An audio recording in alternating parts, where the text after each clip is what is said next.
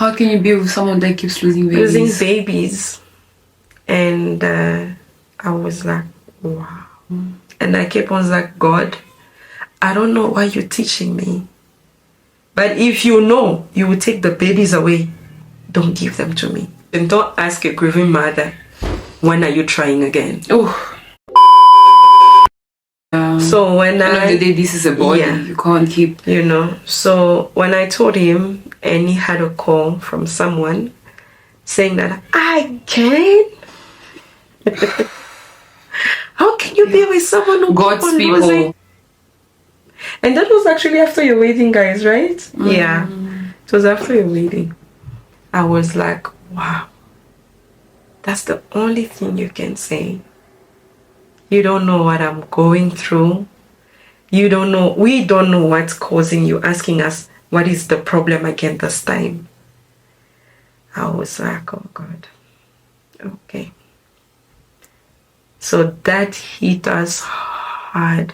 I can't lie. It hit us hard. Yeah, I can imagine. That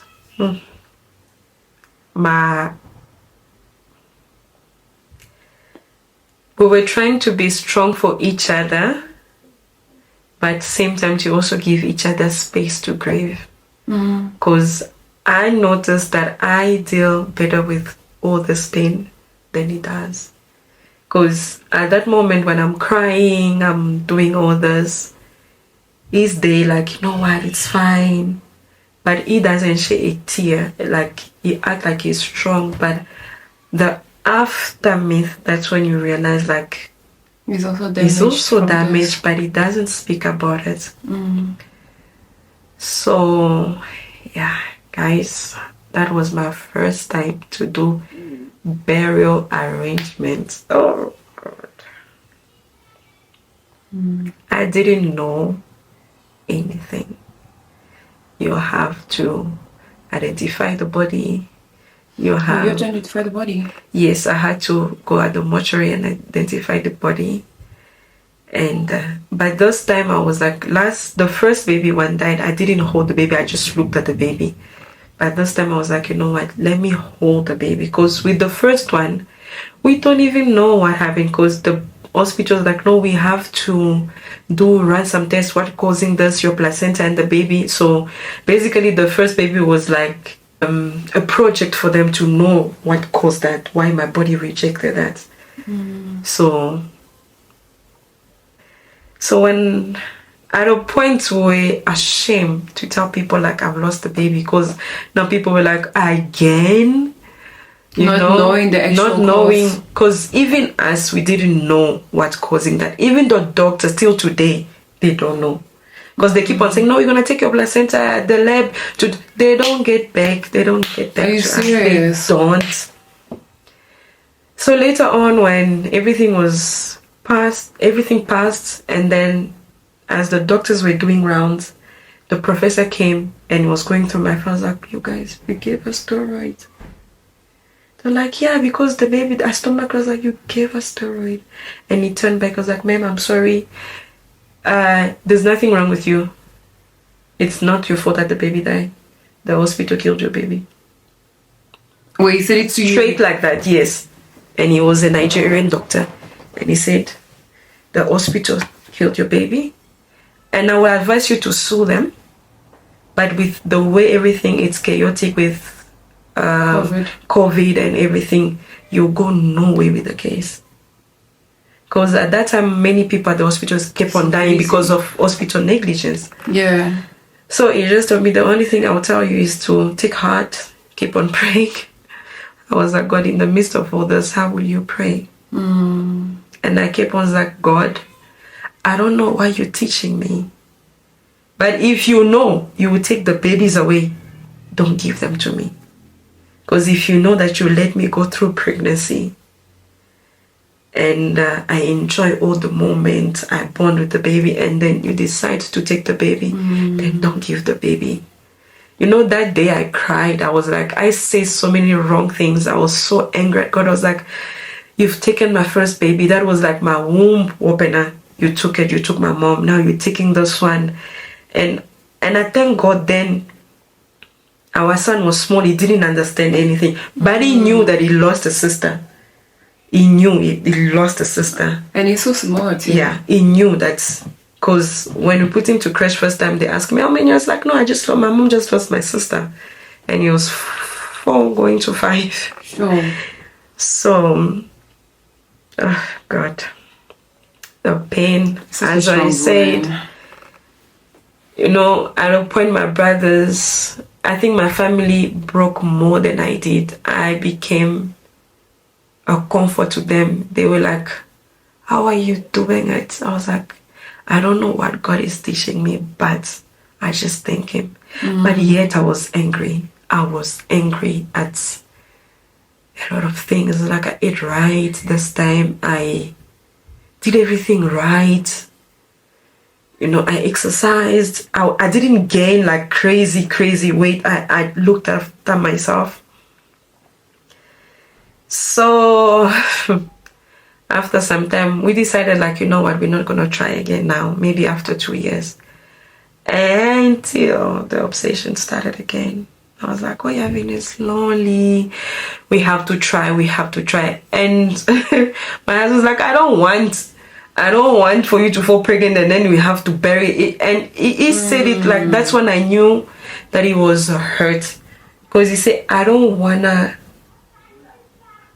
make you go through pregnancy knowing that I'm going to bury a child at the end of the day. And I was like, it's not going to be the same. Sure. And he was like, no, Miriam, you don't understand, because the pain, that was the first time he actually expressed himself. Actually, because I was complaining, he started drinking a lot. So I was like, but why are you? And he was like, you don't know the pain that I have.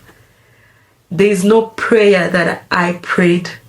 There's no word that I said. Even when the doctor said the baby is no more, we had faith. We were like, you know what?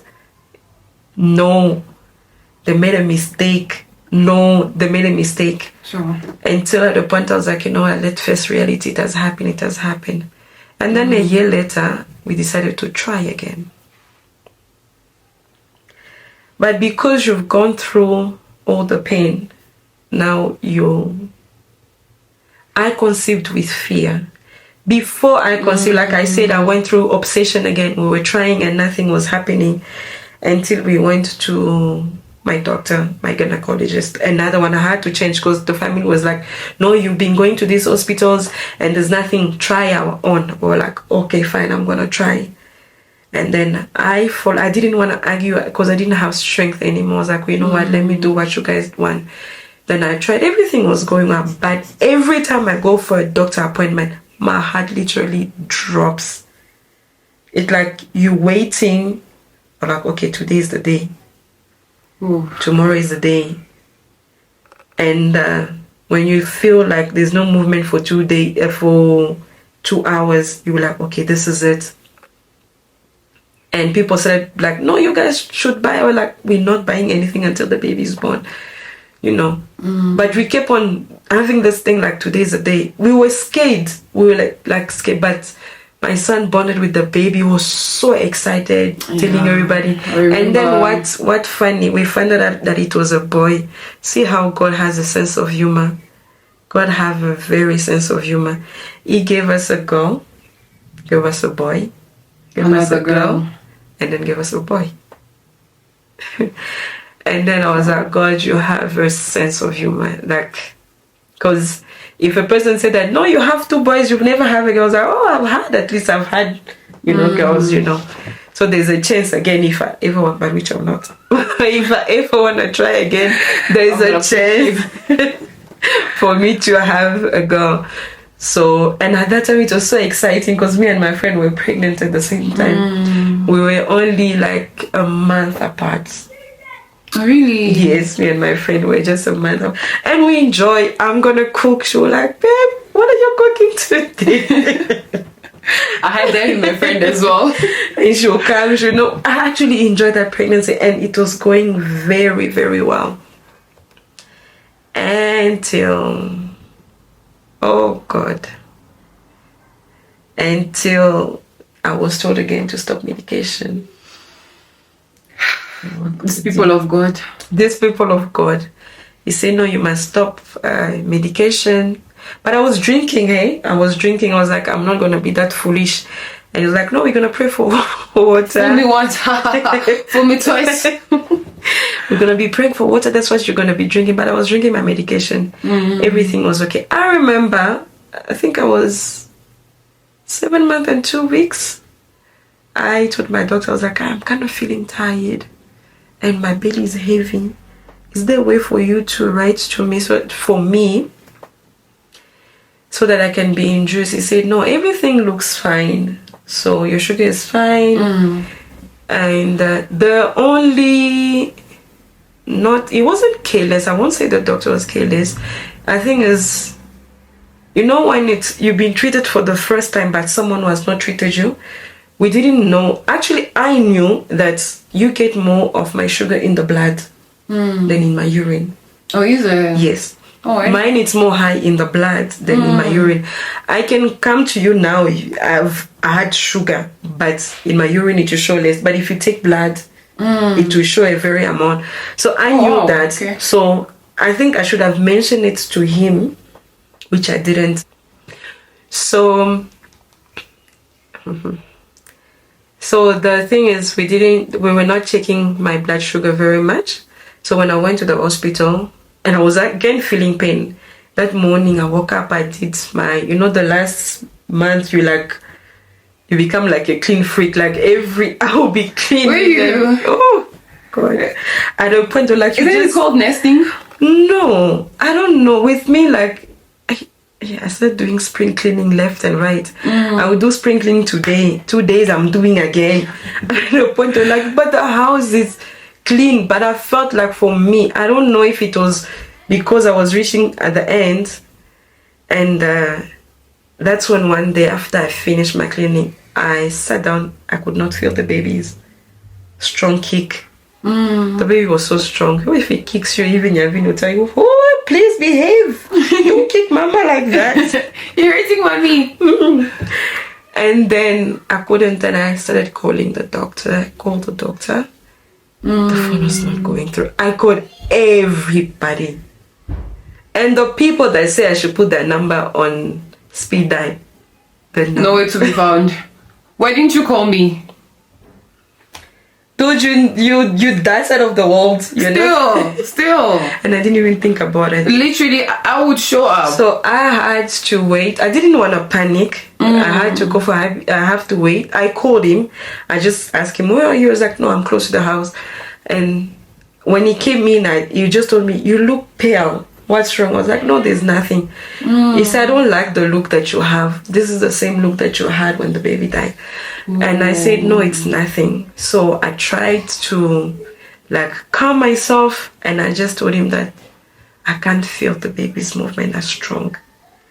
And he said, if you can, cause after the first baby, there's a doctor that taught me, he said, you count kicks by minutes. If if they maybe 5 minutes apart, it's okay. But if it's more than 10 minutes, then something is wrong. Especially when you're rubbing your belly. So I was counting 20 minutes, nothing. I turned 20 minutes, nothing. Then I told him okay, the kicks are a bit 30 minutes to 45. And he told me, okay, let's go to the hospital. I was like, no, it's late. Because we have a toddler. We're thinking, where are we going to leave the baby? Because if we go with him, you will want to follow me and he's going to stay with you. So okay, let's just wait. And the doctor got back to us. He was like, oh, what's wrong? We're like, no, we can't. I was like, no, you should have come straight instead of you trying to call me. I was like, well, it's only now the kicks are not really strong, but they're there. So we went to the clinic. I'm telling you, we heard the baby's heart. And it's not like we heard the baby's heart. And he even teased us and said, this baby is so lazy. Even the position that the baby is so lazy, but just go now to the hospital. And we left there, and when I left, I went to pack my hospital bag, and then we went straight to the hospital. And we had to leave my son to my sister. My husband went to leave the child at my sister's place, and I went. I go to the hospital at 3, and I only got attended at 6. Yo, 3 to 6 p.m. Because every time I'll be like, I'm in emergency, like, in the queue. I'm in emergency in the queue. Until I was like, you know what? I can't feel the baby's heart movement anymore. So I was like, okay, I don't know what you guys treat as an emergency, because it is written here that I'm in emergency. Because that's when the nurse was like, oh, I didn't know. I was like, but I was coming to you and say that I'm in emergency. You kept on telling me, follow the queue. So she put me on the belt. She could not find the heartbeat. The heartbeat were very weak. But the funny part is that I believe that when she picked that the heart was very weak, if I was taken to an emergency C-section, the baby would have survived. And guess what time they came? Around 9 p.m. 9 p.m. And they were so relaxed, and they were like, oh, hi mama, how are you? And in my heart I knew the baby was normal. Really? Yeah. I just started crying. I was like, no, don't cry, we have to confirm with the scan. Don't cry. I was like, you cannot convince me otherwise. I've been through this 3 times. I know the baby is normal. It's like, don't say that, we will check. I was like, you guys took way long, the baby is normal. And they put on the scan, they checked everything. The baby was 3.8. Oh, that's a big baby. Yeah, the baby was, and it was 7, which was very big at 7 months. And they checked everything, they told me everything. And then before he said, I was like, the baby is normal. And he asked me, when you came, the baby was alive? I said, yes. The doctor's latest here. Sure. The heartbeat was there. I was like, no, maybe. I said, no, the heartbeat was there. So they wanted to send me home. I was like, you know what, just start the procedures. I was so heartbroken. I was like, let's just start to induce. The induce process was terrible, very terrible. Same as the 3rd baby was terrible, very terrible, traumatizing. That's I don't want to go through it. Birth experience. Shout out to those people who have 10 kids, 5 kids. You guys are strong, but honestly, that is not a joke. So we had now to confirm. They had to start the procedure. It was very terrible. And I think this time I just fell on mean doctors, mean nurses. And this nurse, when I was in pain, I was, I think, 7 centimeters. She gave me, that girl, I don't know, she wanted to kill me or something. She gave me an overdose of the pain medication. I forgot the name, but it's one of the strongest pain medication they give you after you have C-section. Like that strong one, they eat an injection. But she double dosed it that way. Why? She said she wanted it to work very fast. Wow. And that thing only works after 20 minutes, because I've been having it, so I know. When they inject you, you have to wait for it to kick in 20 minutes later. So when it kicked in, I could not stand. I was dizzy. My heart was pumping fast. I had a palpitation. I could not breathe. Now imagine you have to push a baby, but you're not breathing. You're not strong. That's insane. That is so traumatic. And when I was telling the nurse, I feel like pushing, they were like, no, not yet, because they just check you at 7 centimeters. And my water broke. As my water broke, I'm calling her. It's like, no, but just wait. It doesn't come out immediately. That's when I could feel the baby's head. And I held the baby's head. And then this nurse was like, okay, fine, go lay on the other bed. You have to climb yourself with the baby half head out. Oh my God. And then crazy. They kept on telling me, don't push or have a 3rd degree. I was like, but I really want to push. She was like, okay, I'm coming, I'm going to. And I think it was 2 push or something. Then I pushed and I had a 3rd degree here. Like a 3rd degree here. And I think this stitching thing, they need to improve to put at least anesthesia or something, because the pain is bad, very bad. But the nurse was a bit kind, but I stood up, still dizzy because of that medication. Yeah. She told me, you need to clean yourself. And then right after you just pushed the baby, and I told her, you know that they know that you lost this baby. And she was like, "Oh, I think this baby died a long time ago because the skin is peeling." I said, "No, the baby didn't die a long time ago." And the doctor came, I was like, "No, because the sugar was high, that's why the baby was peeling." And at that time, I wasn't taking my medication like fully, because they refused to give me, when I went to the clinic, they refused to give me medication. So I was managing the one that I had, the insulin that I had.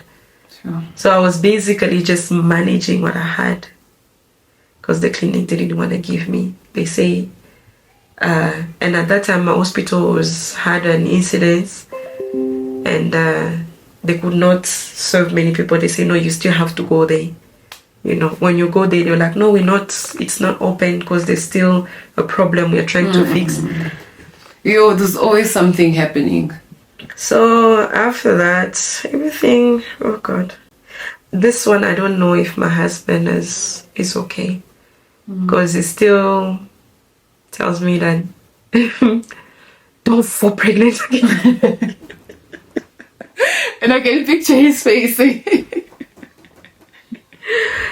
And don't fall pregnant. It takes two to tango. Just by the way, guys, it takes two to tango, not one person. And for me, this one was a bit hard, because our son was conscious. He knew what was going on. He knew I went to the hospital.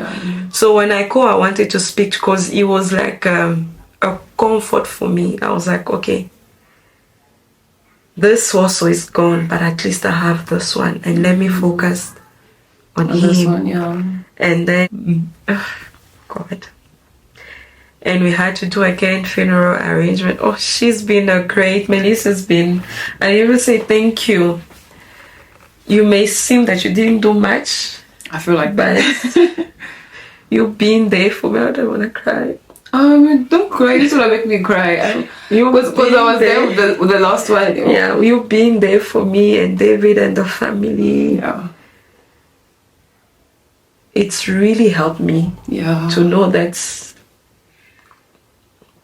Oh my God. I'm not alone. I didn't plan on crying again. My makeup done. That's my business, because I've been holding it. Yeah. That I am not alone, and you guys understood that it wasn't my fault. Never. Because for all the two that I lost, people made me feel like it was my fault. At a point, I started asking myself, maybe something is wrong with me spiritually. Maybe I'm the one. I was not meant to be with this man. Maybe that's why these things are happening. No. I started looking for my exes to apologize. Oh, are you serious? I was like, maybe they said something, maybe someone said something. I don't know. I know I'm not perfect, I'm human, but I'm not a bad person. That will go out there and look problem with people. I'm not the type. But they made me feel like it wasn't my fault, and they made me feel, and it's never been your fault, Miriam. Yeah, and they made me feel like it's okay to cry, but we're here. And I just want to say thank you. I didn't mean to let you.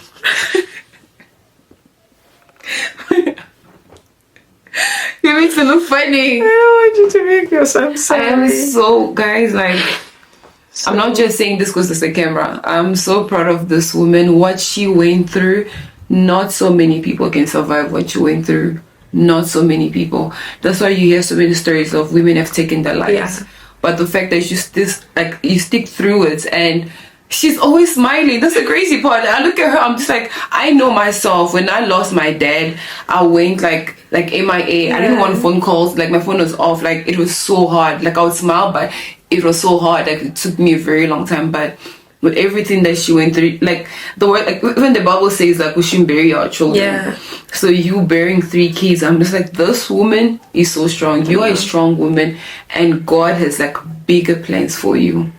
Like bigger plans, and that's why you're still here, you're smiling, and you can still look at that camera and share your story, because there's someone out there that needs to hear this. You went through this so that someone else can be helped. And at that time when I went through the last one, I started seeing a lot of women on TikTok. I don't know what's wrong with phone these days. When you go through an experience, things start appearing. That is so crazy. It's true. I don't know what's going on. So I started seeing women going through it, and I wanted to start a community to, like, we speak about it, and I was like, you know what, I'm not strong for it. But whenever I see another woman posting it, I will go into her DMs, I will encourage her. I was like, you know what, I know what you feel, it's okay to cry, but don't.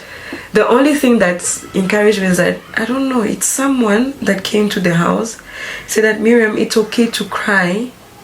Know that you're a child of God, but don't dwell in your pain. Because once you dwell in your pain, you miss your appointed time.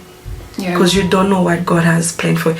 I'm still yet to discover what God has for me, because I'm still trying to understand. But I can say I'm not fully okay. I do have days where I don't want to see anybody. I get a bit irritated. It was in March last year that it was March when, I don't even remember, but it was March 26th, and crazy enough, the baby died prior to my mom's birthday.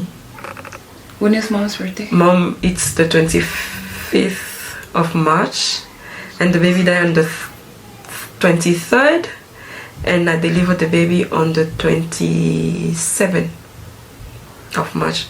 So I was like, God, why is this death coming close around either my birthday or someone close to me, or just, the third one, Abby was like, I want to throw you a party, I was like, no, I don't want a party. This is the greatest gift that I'll ever have. This is it last year, I think I say that, I don't want a birthday party. This is the gift that God have given us, has compensated us, has wiped our tears away. But the part that hurt me till today is when the child goes to school and there's an art, when they say draw your family, he always draw all his siblings, and to not make me feel bad when he comes home with it, and he will just claim that it is cousins. But sometimes I'm like, why these 2 girls? You only have. And can I say, her son, he's so smart. He's so smart. So I can imagine he has a vivid vision of what happened. Yeah, because we had to tell him when the baby was out. He was like, oh, mommy, you don't have a tummy anymore. Where's the baby? I had to tell him. I was like, you know what?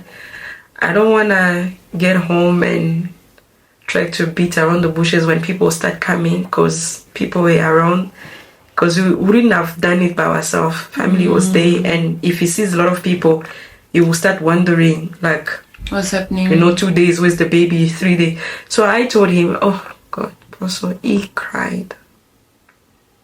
He cried.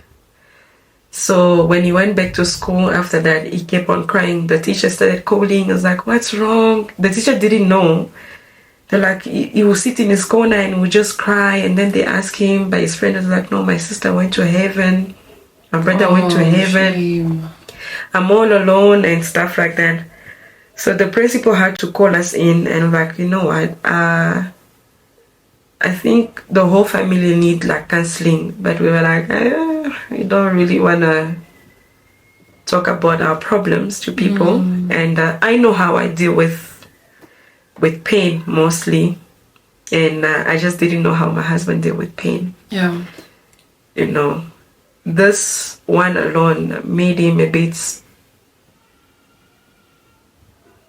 took him away from God and church. Because at a point it was like, when I see anybody here come and speak about God, I would just I'm sorry I'm laughing. I think laughter has been a medicine for me, because I'm holding my tears because I don't want Melissa to cry, because I know we're two emotional people. Yeah, when you get the What also hurt me, like, when people have not gone through what you've gone through, if you don't know what to say, keep quiet. Don't say anything. Yeah. I understand that it's God that gives and take, but don't come and say that, stop crying, it's God that gives and take, God knows best. Oh. No, but if God knows best, true God knows best, I also have to understand why He's doing that. If He's protecting me from something, then God needs to speak to me and say, you know what, I'm protecting you from something. But if you're protecting me from something, then don't give it to me. Because if you know that this child, just for example, this child will bring headache later in life, then don't give it. Yeah. You understand? That's why I'm saying God, like, it's a mystery. It's a mystery, you never understand. Yeah. So it's kind of, God is angry because people be like, oh, when they find you maybe after 2 weeks, I'm crying. Oh, you are still crying. This thing has happened. What? I was like, wow. Oh, Miriam, you too kind, girl. The moment you say that to me, I'll show you where's the door. But I thank God. There are days like in March when I knew that, okay, the 1 year anniversary, I was so emotional. I started crying.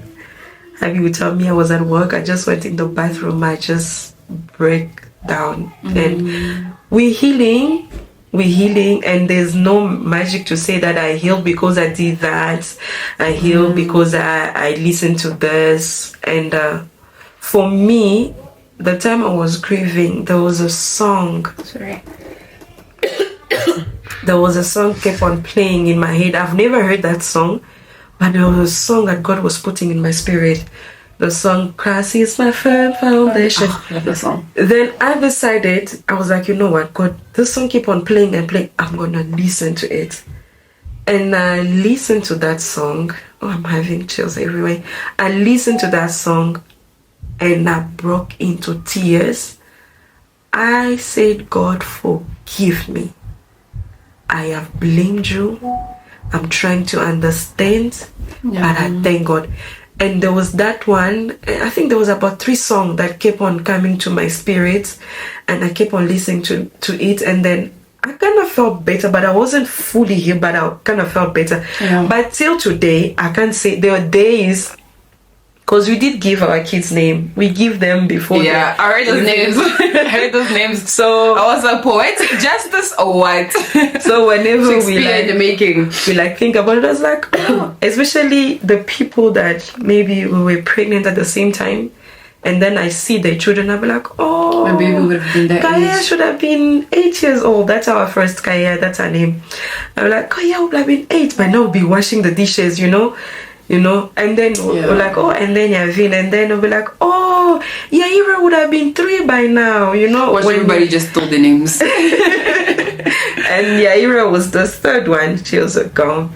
And now we were like, oh, Yaniv would have been 1 year, because my friend, she's celebrating her son's birthday next month. So we'll be like, oh, it'd have been 1 year by now, we've been playing. And then sometimes we look at our son and be like, oh, by now we'd have been bored. He wouldn't have been bored, he'd have had an elder sister. Those moments do come. Yeah. I won't say that if you lost a child. Anyway, miscarriage, stillborn, a child, that it's all the same. Yeah. No one should make you feel less like, you because you didn't see the baby. No. It's all the same. Pain is pain. That's and all of us deal with pain differently, yes, but pain is pain.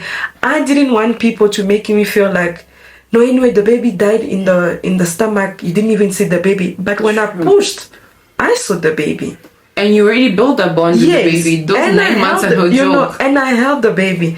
At a point, like, when the last one, Yaniv, when the brother comes back from school, the first thing you just come and rub my stomach, and you see, it's like they'll be communicating, you'll be kicking, and then you tell the baby, please don't hurt mama, don't hurt her.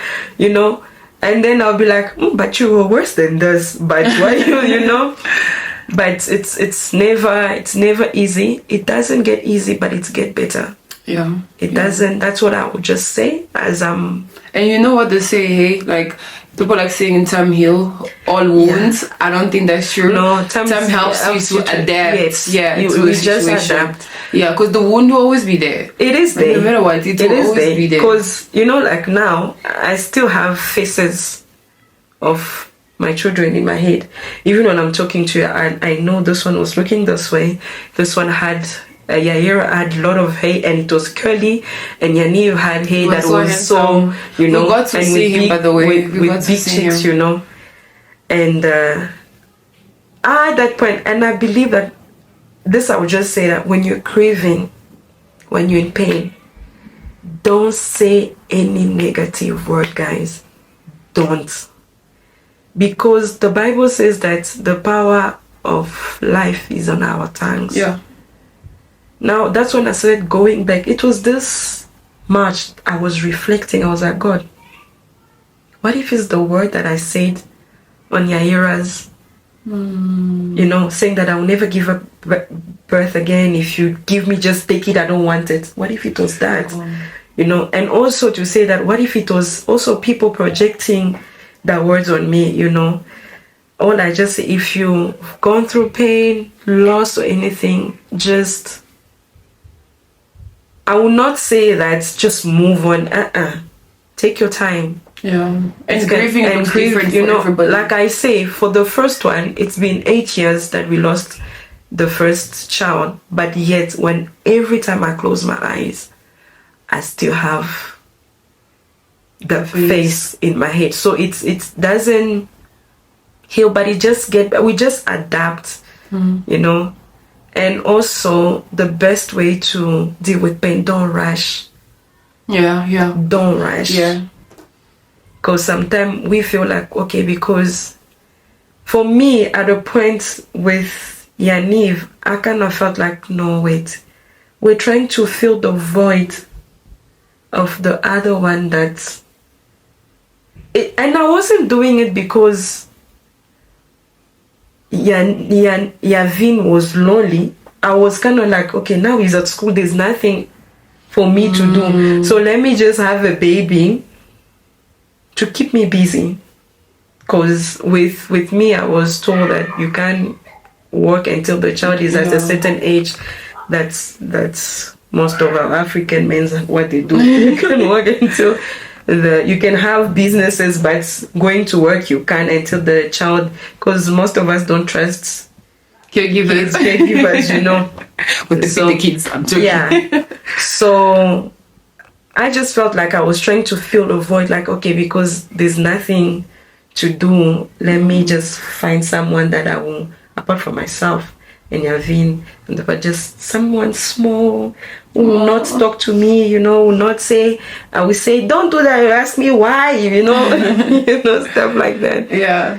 But don't ever rush into, and it's crazy, eh? There was this, I don't know if I told you, there's this lady that I know, same thing as me. She was having miscarriages.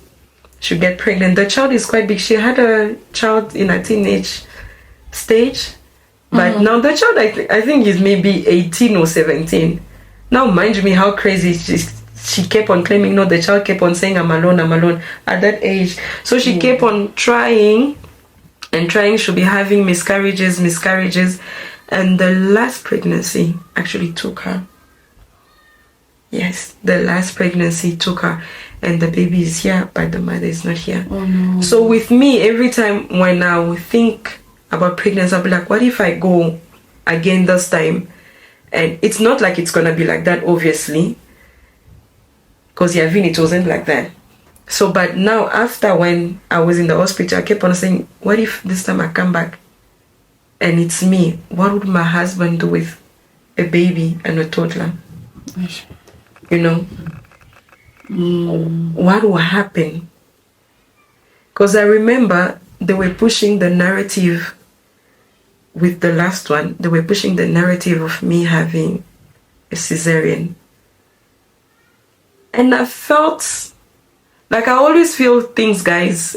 Yeah, she does. I always feel... she feels things, she sees things, she dreams about things. Yeah, so I just felt like, if I go into that operating room, I will not come back. The baby might survive, but I will not come back. Or if they're removing a dead baby, we're both gonna go. So I started doing like a testament, telling my husband, if I don't make it. Oh my god. I was so dramatic. I was dramatic. I was like, if I don't make it, please take care of Evin. They were like, please don't say that. You will make it. And how God made it is like, every nurse I would say that I was in pain. That's not your book for cesarean. They didn't want to check me. They didn't want to know how far I was with the centimeter. Like, no, you're booked for cesarean. Until my water broke. And they're like, when I walk around, don't walk around, you're booked for cesarean. So I was like, when the baby was alive, you didn't want to do cesarean. So when the baby's not there, all of a sudden, so you want to leave me with a scar that I'm going to stay with. I was like, yeah, this is a scar. But at least I have a scar. Thank God I have a scar that I can see a child. I'm like, you. When he makes her like, you, you know. But not to have a scar when the baby's, it's more painful. Because even I got how many stitches? I think 6 or 8. Ooh. That alone sometimes this woman's body, hey? A woman's body is a temple. That alone, I was like, so I have 8 stitches and this nigga is not even here, you know. This nigga. Guys, we're trying to... I don't want to be... No, I understand you. And I'm glad that you're actually laughing through it. Because not everybody can sit down and actually laugh throughout the whole video, yeah. And guys, can I say, she also touched a very good point. Like, C-section, miscarriages, stillbirth, like all of that is all the same. No matter if you didn't meet the baby or you met the baby, it's all the same. Yeah. And that's why as people, we need to be very careful with the questions we ask people. When are you gonna have a baby? Because you don't know what the person's going through. You don't know if they had a miscarriage last week. So let's also just be very careful with asking. It's a very sensitive topic or question. Let's be very careful on how we wanna loosely ask that question, because you don't know what the person is going through. Unless the person opens the stage for you to ask that question, then you wouldn't welcome. But if they didn't, let's keep that question to ourselves. If you're gonna live around with that question in your head, why isn't this person pregnant? Live with it. But don't ever go to a person and ask them why, because you don't know what they're going through. And don't ask a question, an important question. Don't ask a grieving mother, when are you trying again? Oh, that's just go. Because I'm like, you don't know what my body has been through. You don't know emotionally where I stand. Yeah. And plus, bearing a person is not easy. It's money that went through, and then after 3 months you're telling me I should try again. I'm like, hey. And then I have to, you know. And also, please be there for people. Be there for them. And a person that is grieving, please start calling and because my husband doesn't know. After my mom and the first baby, I just wanted to die. I was like, it's not worth it, because it's a stigma in our community, especially Africans, that this thing happened to you and you don't have an explanation. And now they'll start looking at you and saying, since you entered this guy's life, you know those kind of things. It's kind of like a stigma. It's same thing as when a person get married and they don't have a baby. You don't go ask them like, oh, I see these days you are eating guy. So what's going on? Don't do that, guys. Your skin is glowing. I just want better makeup. You know, it's not cute. Believe me, it's not cute at all. Because depression is real. Yeah. And anxiety is real. All those, mental health alone is real. 1000%. Because I may be laughing through my pains. not because I choose to, or I'm strong, I'm Hercules, or I'm better than everybody, but I know I've got a small life that I'm taking care of. Yeah. You know, and I'm not living for me, I'm living for the one that, and I'm grateful that he's there. Because if he was not there, I would have been. Oh, that little boy is such an amazing soul. Such an amazing soul. But now they would have said, oh, after the baby died, she also just. Because, no, don't say that. No, I'm not saying, I'm just giving it, because there's some people like that they just couldn't take the pain, and then they just, you know, take their lives, you know. But it's not my portion. It's not going to be a portion. In the name of Jesus. So, but yeah, guys, Miriam, thank you so much for coming through on this platform to like speak about your journey. Like I said, it's a very sensitive and a very hard topic to speak about. The fact that you actually opened your heart and you spoke about it, you don't know how many lives you might have saved, actually. Like, you really don't know. And I am grateful for you. We are grateful for you. And we know God has better plans in your lives, and everything happens for a reason. And apparently people don't like hearing this after they've lost. Everything happens for a reason. But there's no coincidence with God. God knows. There's nothing. So, I know God has better plans for you, and I'm grateful for you. And let's be there for each other, guys. If you can be there for someone that's grieving, be there for them. Because, like, you know what they say, death visits every family. And that's the problem. If you have never gone through it, you think, once, when I felt it, I was humbled. You know what's funny? There's this male best friend of mine. That I called him, the one who said, put me on speed dial. So when I called him, I was crying, you know. The guy never came. The guy never came.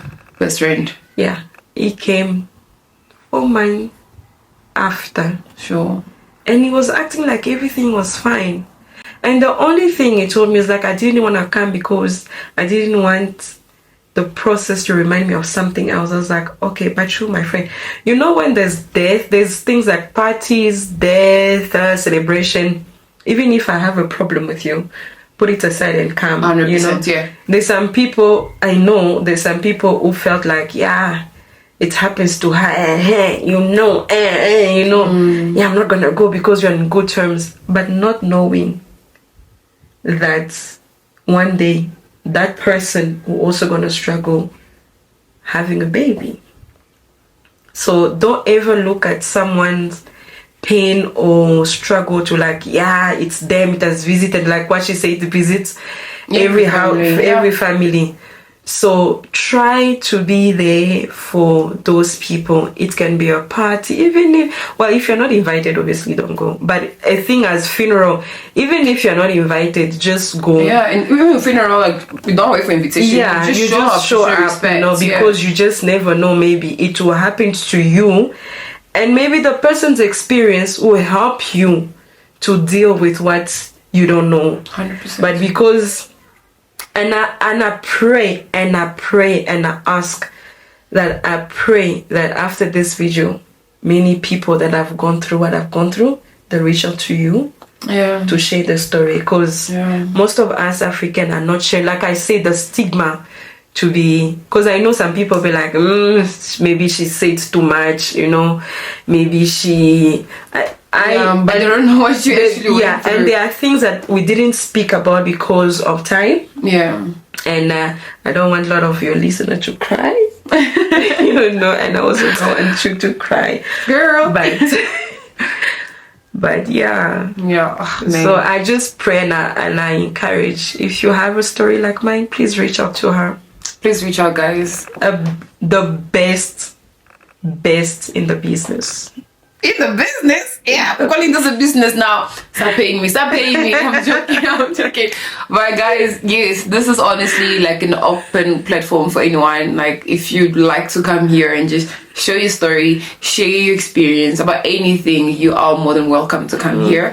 And yeah, thank you. And on the last video where we did the pregnancy, natural birth versus section. Some people reach out to me in my DMs. It was crazy. People go through the crazy things, and thank you guys for reaching out. And this is why we're having this conversation. We are gonna tackle everything, and my prayer for everybody is that we heal through everything that we've gone through.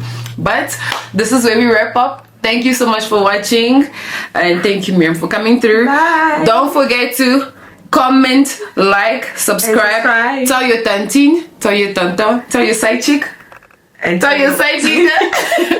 Tell all of them to subscribe. Bye. Bye. Mwah.